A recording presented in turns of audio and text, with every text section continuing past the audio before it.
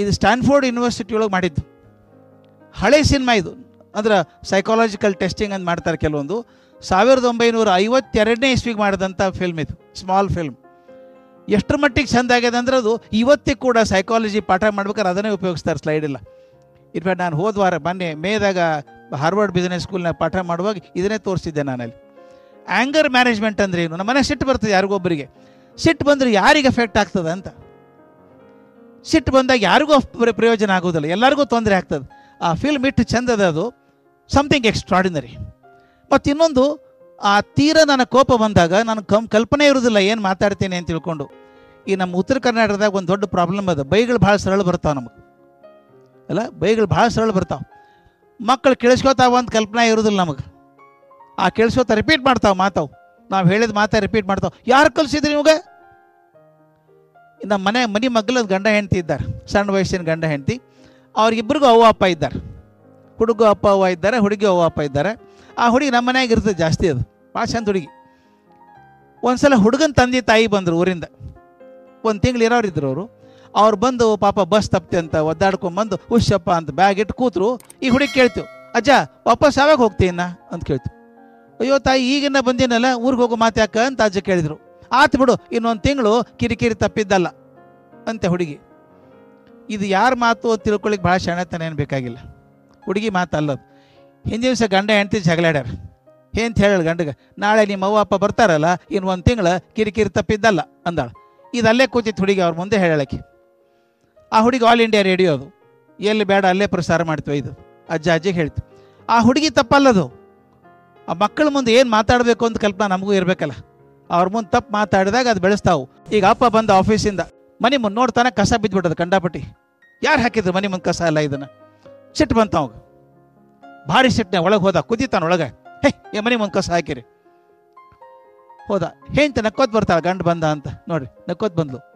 ಇವ ಹಾರಿ ಬಿದ್ದೇವ, ಯಾರು ಹಾಕ್ಯಾರ ಮನೆ ಮುಂದೆ ಕಸ ಎಲ್ಲ? ಅದನ್ನ ಬುದ್ಧಿಲ್ಲ ನಿಮ್ಗೆ ಒಂದು ಜೋರಾಗಿ ಓದಾಡ್ದ.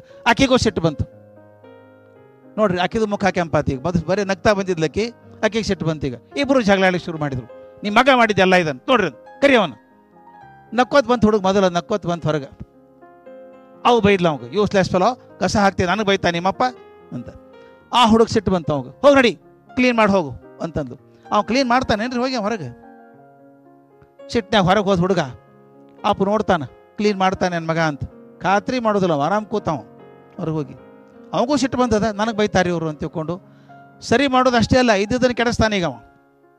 ನೋಡ್ರಿ, ಆ ನಾಯಿಗೆ ಓದಿತ್ತ ನಾವು ಸಿಟ್ಟು ಯಾರ ಮೇಲೆ ಹಾಕಿದವು, ಇದ್ದದನ್ನೇ ಕೆಡಿಸ್ತಾನೆ. ಸರಿ ಮಾಡ್ಲಿಕ್ಕೆ ಹೊಂಟಿಲ್ಲ ನಾವೀಗ. ಅವನಿಗೂ ಸಿಟ್ಟು ಬಂದದ, ಬೈಸೋತೀನಿ ಸುಮ್ಮನೆ ಅಂತ. ಈಗ ಭಾಳ ಚಂದದ, best part of the movie is this. ಅಪ್ಪ ವಿಚಾರ ಮಾಡಿದ, ಯಾರು ತಪ್ಪು ಮಾಡಿದ್ರಿ ಇದ್ರೊಳಗೆ ವಿಚಾರ ಮಾಡಿ. This is more important. ಆ ಇಂಟ್ರಾಸ್ಪೆಕ್ಷನ್ ಭಾಳ ಮುಖ್ಯ. ಏನಾಯ್ತು ಈಗ, ಇಷ್ಟು ಕೆಟ್ಟ ಹೋತಲ್ಲ ಪರಿಸ್ಥಿತಿ, ಯಾರಕ್ಕೆ ಮಾಡಿದರು? ಅವಂದ ನೋಡ್ರಿ, ಒಳಗೆ ಬಂದೆ. ಅವನ ಸಿಟ್ಟಿತ್ತು ವಿಪರೀತ. ಅವನ ಸಿಟ್ಟನ್ನು ಹೆಂಡತಿ ಮೇಲೆ ಹಾಕಿದ, ಹೆಂಡತಿ ಮಗಲ ಮೇಲೆ ಹಾಕಿದ್ಲು. ಮಗ ಹೋಗಿ ಸಿಟ್ಟು ಬಂದು ಆ ನಾಯಿ ಮೇಲೆ ಹಾಕಿದ, ನಾಯಿ ಹೋಗಿ ಬೆಕ್ಕಿನ ಮೇಲೆ ಹಾಕ್ತದೆ. ಈ ಸಿಟ್ಟು ಅನ್ನೋದು ಕಾಂಟೇಜಿಯಸ್ ಡಿಸೀಸ್ ಇದ್ದಂಗೆ, ಇದು ಒಬ್ಬರಿಂದ ಹಬ್ಕೊಂಡು ಹೋಗ್ಬಿಡ್ತದೆ. ಈಗ ಏನು ಮಾಡಬಹುದಾಗಿತ್ತು ಅಂತ ಅಪ್ಪ ವಿಚಾರ ಮಾಡಿದ. ಇದನ್ನು ನೋಡ್ರಿ, ಏನು ತಪ್ಪಾಯ್ತು ಅಂತ ತೋರಿಸ್ತಾರೆ, ಏನು ಮಾಡಬೇಕಾಗಿತ್ತು ಅಂತ ತೋರಿಸ್ತಾರೆ. ಭಾಳ ಚಂದದ ಇದು. ಅಪ್ಪ ವಿಚಾರ ಮಾಡಿದ, ತಪ್ಪು ನಂದೇ ಅಲ್ಲ, ನಾ ಯಾಕೆ ಒದರಾಡಿದೆ? There is another way to handle it. ನೋಡ್ರಿ ಏನು ಮಾಡ್ತಾನೆ ಅಪ್ಪ ಬಂದ ಈಗ, ಹೇ ಬಡಿ ಕಮ್ ಹಿಯರ್ ಟುಗೆದರ್. ಇದ್ದದ್ದು ಹೋಗಿ ಆತೀಗ, ವಿ ಟುಗೆದರ್ ಕ್ಲೀನ್ ಇಟ್, ಕಮಾನ್ ಮಾಡೋಣ ಅಂತ. ಇಬ್ರು ಕೂಡ ಮಾಡೋಣ ಅಂತ.